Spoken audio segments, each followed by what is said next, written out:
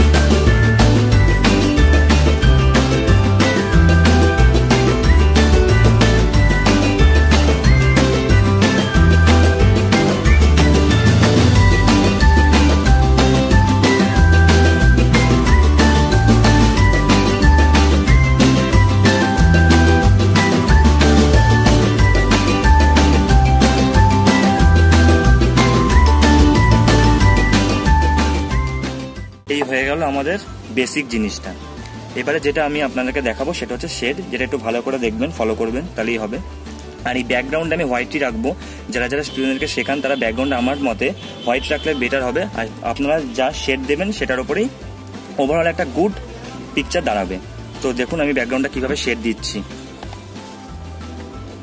এখানে যেহেতু sky colour use করেছি, সেখানে ব্যাকগ্রাউন্ডে আমরা দুটো ইয়েলো ইউজ করব। একটা হচ্ছে এই ডিপ ইয়েলোটা, আর একটা হচ্ছে ওর থেকে যেটা হালকা, এটা হচ্ছে মিডিয়াম ইউলো। এই দুটো ইউলো দিয়ে আমরা শেড দেবো ব্যাকগ্রাউন্ডটা। এটা বারবার প্র্যাকটিস করলে আপনারা বুঝতে পারবেন।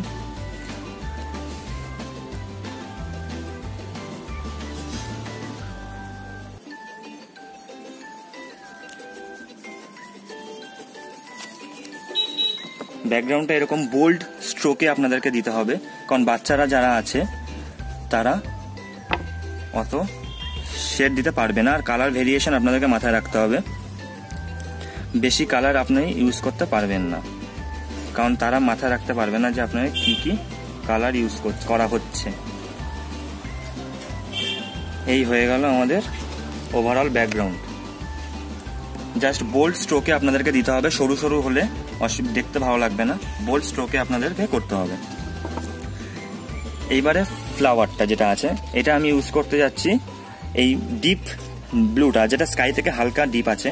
প্রথমে আপনাদেরকে ওভারঅল, যেটা আমার লাইটটা এদিক দিকে আসছে, তাই আমি এই দিকটা ডার্ক করব। আর প্রত্যেকটা ফ্লাওয়ারে, এটাও ভেঙে গেল, এই দাগগুলো আপনাকে সুবিধা করবে শেডিংয়ে। ফ্লাওয়ারে যত প্রত্যেকটা পাপড়ি আপনারা দেখছেন, এগুলোতে দাগ দিতে হবে। প্রত্যেকটাতেই এরকম দাগ দিলে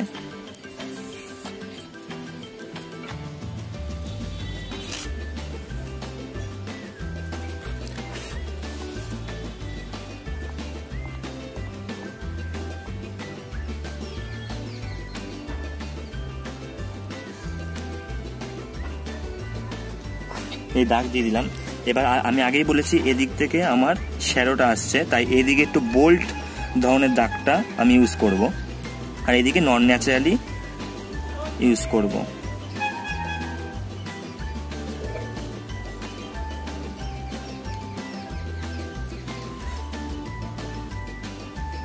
যেগুলো ওভাল শেপে আছে সেগুলো আপনাদের ইউজ করতে হবে।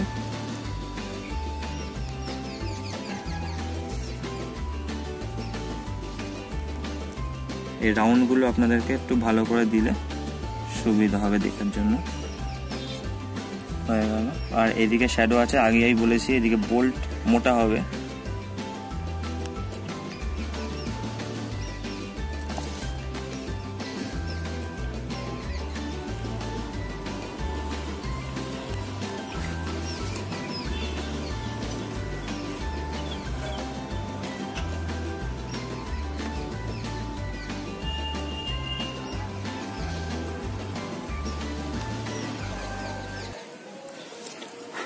এই ফুল আমাদের হয়ে গেল।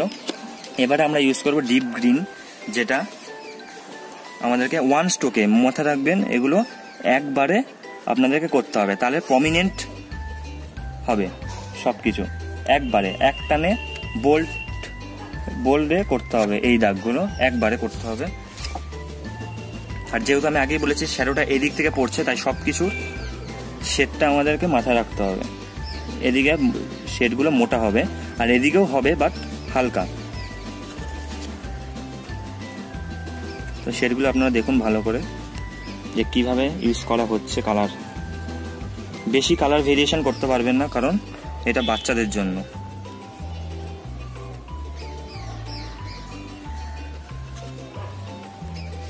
শ্যাপ গ্রিনের উপর থেকেও আপনি ডিপ গ্রিনটা ইউজ করতে পারবেন, তারপরে ডিপ ব্লুটা দিলে দেখতে আরো সুন্দর হবে।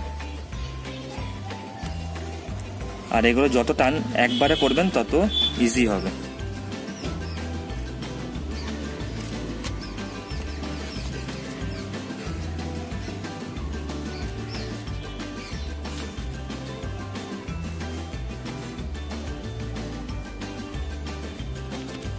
এই হয়ে গেল আমার ডিপ গ্রিনের কাজ শেষ।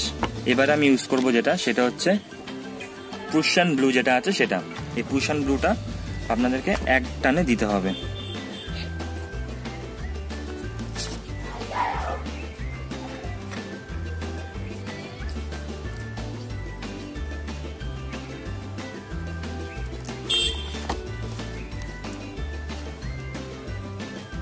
জাস্ট বর্ডারের জন্য, কারণ ডিপ গ্রিনটা আমরা আগেই ইউজ করেছি। এই লাইট গ্রিনের উপর দিয়ে ব্লুটা খুব প্রমিনেন্ট ভাবে পড়ে।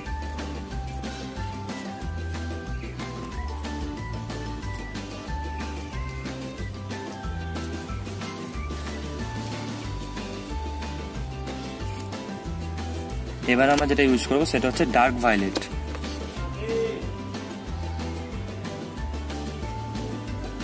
আমরা ডার্ক ভায়োলেটটা ইউজ করব জাস্ট হালকা বর্ডারের জন্য। ব্ল্যাকটা ইউজ করবো না, যতটা পারবো ব্ল্যাকটা অ্যাভয়েড করতে।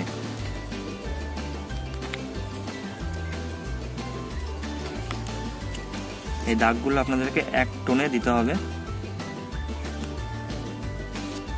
আর যেদিকে শ্যাডো পড়বে সেটা মোটা দাগ হবে আর ওপরেরটা হালকা।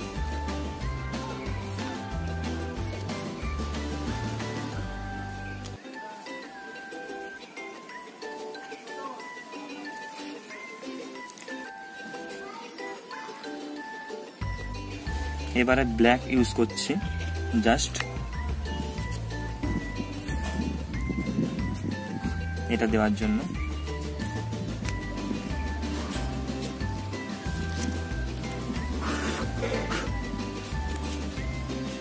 কালারটা আগেই বলেছিলাম খুব সফট, তাই কালারগুলো প্রমিনেন্ট বোঝা যাচ্ছে। আর ডিপ নীলটা আপনাদের দরকার হবে এই দাগগুলোকে একটুখানি বোল্ড করার জন্য। জাস্ট ওয়ান সাইড, যেদিকটা আপনি শ্যাডো দেবেন সেই দিকটা একটু ডার্ক হবে, তাহলে ফুলটা আরো ক্লিয়ারনেসটা বেড়ে যাবে।